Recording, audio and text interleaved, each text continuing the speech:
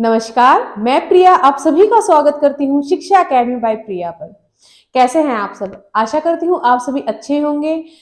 तो बात करेंगे एक ऐसा टॉपिक जहाँ जो बहुत ही छोटा है, लेकिन आपको हर एग्जाम में आपको वहां से एक या दो क्वेश्चन हमेशा हर साल पूछने को मिलता है। और सीटेट एग्जाम में तो ऐसा होता ही नहीं कि किसी ना किसी भी साल ये एग्जाम टॉपिक में से क्वेश्चन ना आया हो। तो टीचिंग पॉइंट ऑफ व्यू से बहुत इंपॉर्टेंट टॉपिक है, उसके बारे में आज हम बात करेंगे, जो कि हमारे पास लर्निंग डिसेबिलिटीज मतलब अधिगम अक्षमताएं। आज हम बात करेंगे अधिगम लर्निंग डिसेबिलिटीज यानी कि अधिगम अक्षमताएं। अधिगम अक्षमताएं, सबसे पहले तो बात यही आ जाती है कि अधिगम अक्षमताएं होती क्या है। तो अधिगम अक्षमताएं वो अक्षमताएं होती हैं जो सीखने में बाधा क्रिएट करें या सीखने की योग्यता को कम करें। ठीक है, तो क्या है आपके पास अधिगम अक्षमताएं? आपकी क्या है? सीखने की योग्यता को कम करें, योग्यता में कमी या सीखने की क्षमता में जो कमी होती है उसे क्या बोलते हैं हम? Learning disabilities. अब सीखना कई तरीके से हो सकता है आप बोलकर सीख रहे हो, लिख कर सीख रहे हो, पढ़कर सीख रहे हो। तो जितने भी तरीके से सीखना हो रहा है एक बच्चे का, एक व्यक्ति का, उसमें कमी आ रही है, वो क्या है? Learning disabilities. ठीक है, तो बात करते हैं जो कॉमन डिसेबिलिटीज हैं लर्निंग की, उनके बारे में कि एक बच्चे में क्या क्या कॉमन डिसेबिलिटीज हो सकती हैं, और उनके बारे में बात करेंगे और अच्छे से खुल के बात करेंगे कि उनमें किस किस टाइप की कैसे कैसे विकार होते हैं। सबसे पहले है डिसलेक्सिया। सबसे पहले क्या है? डिसलेक्सिया बहुत कॉमन है आपके पास। अधिकतर मोस्ट प्रोबेबली यही क्वेश्चन होता है कि आपके पास यहाँ से दो, ऊपर के दो और जो नीचे के दो है, यहाँ से ज्यादा क्वेश्चन पूछने के चांसेस हैं। तो इनको जितने भी विकार है इनको अच्छे से करें। और बात करते हैं डिसलेक्सिया की। अब डिसलेक्सिया कैसा विकार है? एक पढ़ने संबंधित विकार, यानी कि पठन संबंधी विकार। जब पढ़ने में आपको प्रॉब्लम हो रही है तो वो कैसा होता है आपके पास? डिसलेक्सिया। अब क्या करोगे आप यहाँ पर? डिसलेक्सिया में क्या होता है? बी को आप डी पढ़ जाओगे, डॉग को गोड़ पढ़ जाओगे, डॉग को गोड़ पढ़ जाओगे। ठीक है, तो ये क्या है? आप पढ़ने संबंधी होगी। डॉग को आपने क्या पढ़ दिया? डॉग गोड़ पढ़ दिया, बी को डी पढ़ दिया। जैसे आपका वोज को सा पढ़ जाओगे। और एक क्वेश्चन और आया था कि न्यूक्लियर को आप अनक्लियर पढ़ जाओगे। ठीक है, तो क्या है? ये आपको पढ़ने संबंधी विकार है। ठीक है, नेक्स्ट है आपका डिसग्राफिया। अब ग्राफ कहां बनाते हो आप? ग्राफ क्या करते हो? ड्रॉ करते हो। और कहां पे? कॉपी पे पेन से ड्रॉ करते हो। तो क्या है? ग्राफ मतलब लिखना। तो ग्राफ मतलब क्या होगा? डिसग्राफिया मतलब होगा लिखने से संबंधित विकार। अब यहाँ पे तो क्या कर रहे हो आप? पढ़ रहे हो, बी को डी पढ़ दिया, डॉग को गॉड पढ़ दिया, लेकिन अब यहाँ पर जो डिसग्राफिया है वहां पर लिखने संबंधी विकार है। और लिखते क्या हो आप? बी को डी लिख जाओगे, गोड़ को डॉग लिख जाओगे, वोज को सा लिख जाओगे, न्यूक्लियर को अनक्लियर लिख जाओगे। तो ये क्या है? आप जब लिख रहे हो और लिखते टाइम ये गलतियां हो रही हैं आपसे, तो वो कौन सा है? डिसग्राफिया। और पढ़ते टाइम अगर ये गलतियां हो रही है तो वो क्या है? डिसलेक्सिया। ठीक है, नेक्स्ट है आपके पास डिसफेजिया। अब फेज मतलब भाषा। अब ये क्या है आपका? लैंग्वेज संबंधी प्रॉब्लम्स है। ये क्या है आपके पास? भाषा संबंधी विकार है। ठीक है, आपको भाषा बोलने में दिक्कत होगी, प्रॉपर भाषा को एक भाषा बोलने में दिक्कत होती है, वो कौन सा है आपका? डिसग्राफिया। ठीक है, नेक्स्ट है आपका डिसकैलकुलिया।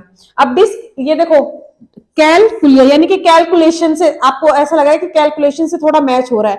तो डिसकैलकुलिया क्या है? आपकी जो मैथ से रिलेटेड जो भी प्रॉब्लम्स हैं उसे क्या बोलते हैं? डिसकैलकुलिया।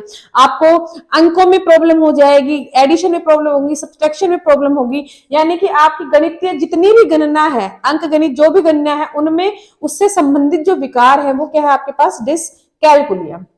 नेक्स्ट है आपके पास डिसमॉर्फिया। अब डिसमॉर्फिया क्या है? आपको किसी की शरीर की बनावट या फिर खुद की स्वयं की शरीर की बनावट के लेके कुछ भ्रम हो जाता है। ठीक है, यानी कि आपको कुछ कुछ पार्ट्स को लेकर, स्पेसिफिक पार्ट को लेकर भी कुछ भ्रम हो जाता है। अपनी बॉडी पार्ट को देखोगे कि हाँ कुछ कुछ चेंज आ रखा है, अलग हो रहा है, आज अलग लग रहा है, कल कुछ अलग लग रहा है, तो क्या है आपको शारीरिक बनावट के आधार पर आपको भ्रम जो हो रहा है वो क्या है, डिस्मोर्फिया। ठीक है, नेक्स्ट है आपके पास डिस्प्रेक्सिया। नेक्स्ट क्या है, डिस्प्रेक्सिया। अब डिस्प्रेक्सिया क्या है आपके पास, जब आपके शारीरिक कौशल से विकार संबंधित विकार आए, यानी कि जितनी भी आपकी मोटर स्किल्स हैं उनसे रिलेटेड जितनी भी प्रॉब्लम्स होंगी वो क्या है आपके पास, डिस्प्रेक्सिया। अब डिस्प्रेक्सिया में क्या है, आपकी बॉडी का प्रॉपर तरीके से कोऑर्डिनेशन नहीं होता, बॉडी के जो आपस में पार्ट्स हैं उनका कोऑर्डिनेट नहीं हो रहा है, तो वो क्या है आपका डिस्प्रेक्सिया। इसमें आप जितनी भी एक्टिविटी कर रहे हो आपका और आपकी बॉडी की मैच नहीं हो रहा, आपकी बॉडी के कोऑर्डिनेट नहीं हो रहा, वो क्या है आपके पास, डिसग्राफिया। नेक्स्ट है एडीएचडी। बहुत एक ये वाला बहुत इंपॉर्टेंट है, ये दोनों, और एक ये दोनों भी बहुत इंपॉर्टेंट है। सीटेट में ये बार बार पहले ये पूछे जाते थे, अब जो नया पैटर्न आ रखा है आपका, नया जो इन 2-3 सालों से हो रखा है, ये बार बार ये क्वेश्चन पूछे जा रहे हैं। ठीक है, अब एडीएचडी क्या है, सबसे पहले तो आपके पास इसकी फुल फॉर्म ही पूछ लेता है। तो फुल फॉर्म क्या है एडीएचडी की, attention deficit hyper active disorder, यानी कि अटेंशन डेफिसिट। अटेंशन तो क्या है, ध्यान तो क्या है बहुत कम, लेकिन क्या है हाइपर एक्टिव है, बहुत ज्यादा एक्टिव, हद से भी ज्यादा एक्टिव है। ध्यान केंद्रित करना तो बहुत कम है, अटेंशन उसका बहुत कम है, लेकिन एक्टिव बहुत हद से ज्यादा है, यानी कि हाइपर एक्टिव है। ठीक है, वो क्या है एडीएचडी। अब यहां पर क्या करता है, बच्चा जो है ना ध्यान केंद्रित नहीं कर पाता, किसी भी चीज पर प्रॉपर तरीके से फोकस नहीं कर पाता, ध्यान नहीं लगा पाता, तो क्या है उसका, अगर किसी चीज पे ध्यान लगाने के लिए वो सोचेगा या बात करेगा तो उसका ध्यान बार बार कहीं और किसी दिशा में चला जाएगा, क्योंकि वो बहुत ज्यादा एक्टिव हो, शांत तरीके से बैठ नहीं सकता, एक्टिविटी ज्यादा होगी, वो एक्टिव बहुत ज्यादा है।